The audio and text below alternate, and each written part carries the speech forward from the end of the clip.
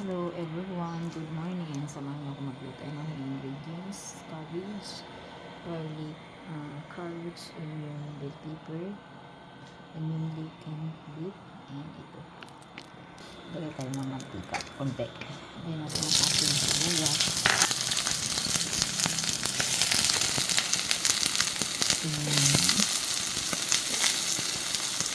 garlic, natin ang ating beef.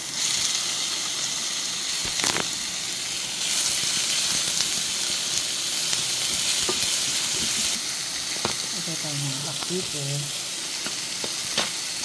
seasoning salt, ayan. And then, garlic powder.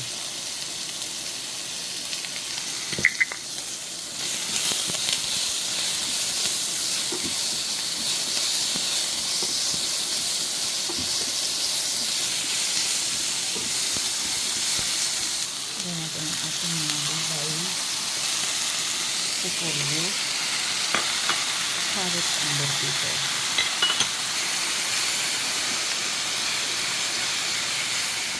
Lutuin natin siya ng 10 minutes or 15 minutes. Takpan natin siya para matuto.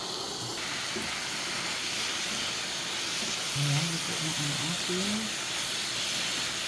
inis ang gulay. Ayan natin siya ng konting sesame oil. Hindi lang. Sesame seeds. Ayan. Ayan, luto na ang ating gulay. Ayan, thank you so much for watching. Like and share my video.